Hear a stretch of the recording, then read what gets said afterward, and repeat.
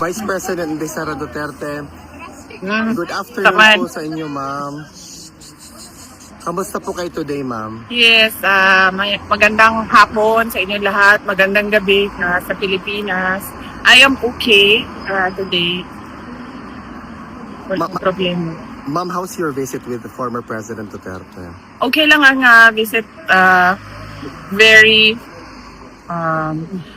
entertaining dahil maraming mga adults only na discussion.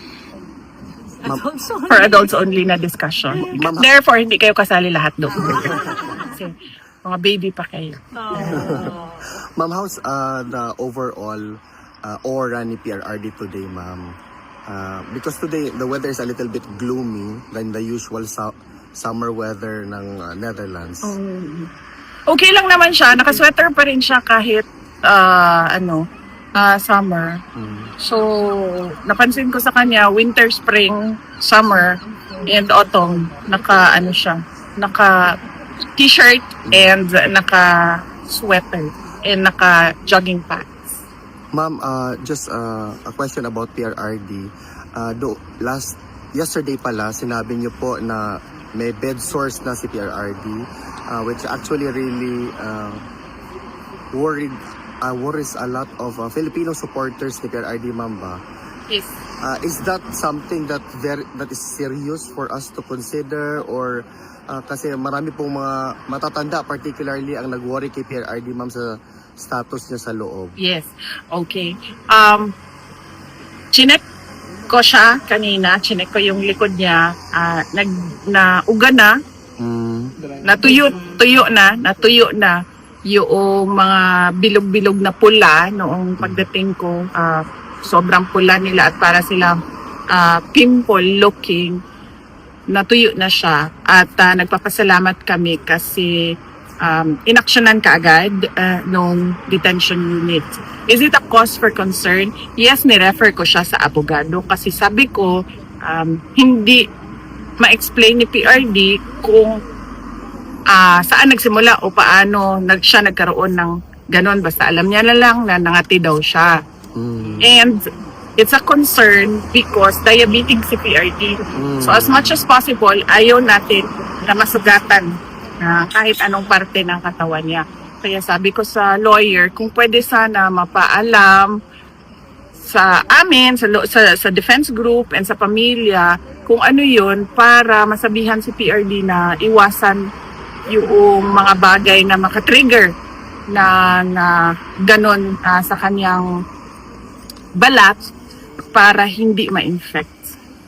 But as far as his daily activities, ma'am, hindi naman yun naging impediment sa kanya? Nangangati lang siya. Gusto niya ipakamot yung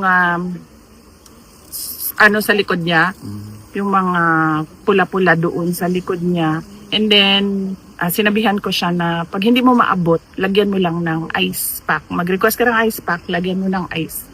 Dahil kapag makati, usually, nare-relieve siya sa ice pack. Okay. Ma'am, on a different matter, sa ICC, sinabi niyo po na, well, it's also being pronounced by several individuals na the ICC is facing an existential crisis.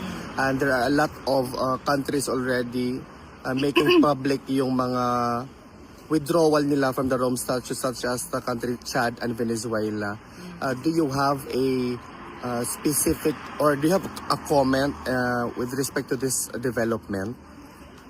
Well, nakikita na ngayon ng buong mundo kung anong klaseng organisasyon ang ICC at napakita natin through the case of former President Rodrigo Duterte kung anong klaseng institusyon ang ICC. Kahapon doon sa rally, maliwanag na ipakita natin kung sino yung complainant. It's all about politics.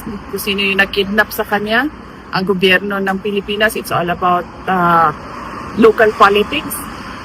Pinakita natin yung subject ng crimes against humanity which is a drug war program of the government of the Philippines.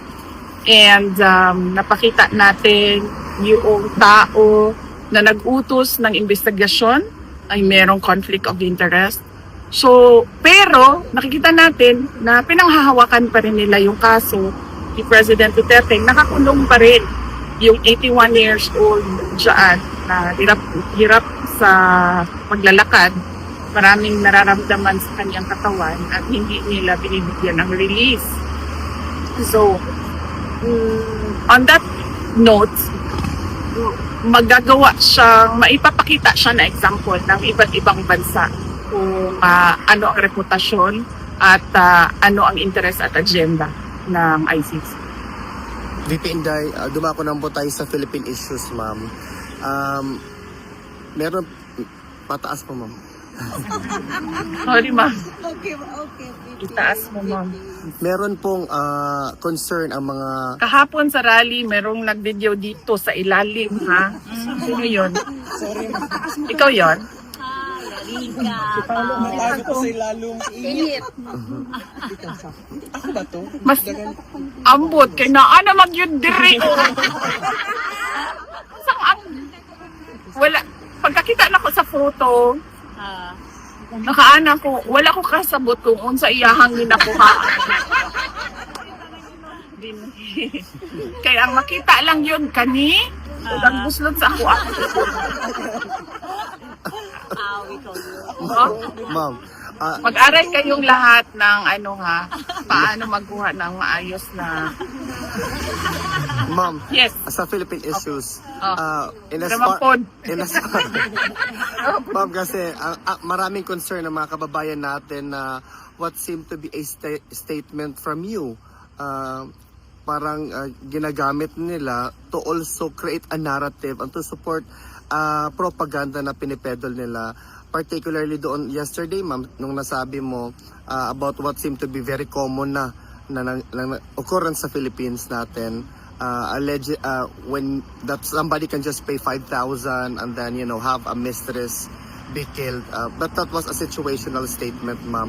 What comment do you have about this development na parang practice na ngayon ng mainstream media, ma'am, to put you and the Dutertes in bad light? Well, kung ganyan kung hanggang diyan lang ang kakayahan ng journalism sa Pilipinas, then hindi talaga uunlad ang ating bayan. Kasi kung makita mo ang international media, paano sila mag-present ng balita, paano sila naghahanap ng mga bagay o mga aktibidad o mga pangyayari na ipabalita, napakalayo ng kalidad ng journalism sa ibang bansa ikumpara mo sa atin sa Pilipinas. Sa atin sa Pilipinas, nakita nyo ang example kung paano maglahad, mag-present ng balita ang ating media outlets. And unfortunately, kung gagawin talaga natin araw-araw na Diyos ang pera, wala talagang pagbabago na mangyayari sa ating bansa. Sa journalism man, sa mainstream media man, o sa iba't ibang aspeto ng ating bayan. Buti na lang, meron na tayong social media ngayon. Yes. Kung saan nakikita natin kung ano talaga yung katotohanan na nakita ng tao at lumabas sa bibig ng tao.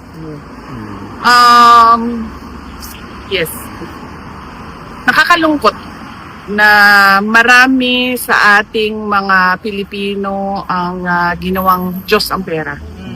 Kundi dapat ang gawin nating guide sa ating pang-araw-araw ay yung pagiging Pilipino natin. Bayanihan, disiplina, resilience, at iba't iba pang magandang asset ng Pilipino. Hindi naman kilala ang mga Pilipino noong unang panahon, hindi kilala ang mga Pilipino to be greedy. But somehow, sabi ko nga doon sa aking talumpati sa London, somehow, along the way, through the years, nagkanya-kanya yung mga Pilipino at naging Diyos nila ang pera. Hindi lahat. Naging Diyos ng iba yung pera.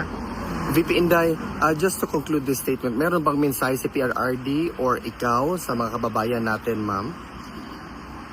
Si PRD, yung kay PRD na lang, nabanggit ko sa kanya na Senator Rodante Marcoleta recently celebrated his birthday at sinabi niya na ipaabot yung kanyang belated birthday greetings kay Senator Marcoleta at sabihin kay Senator Marcoleta, keep in good spirits and keep in good health.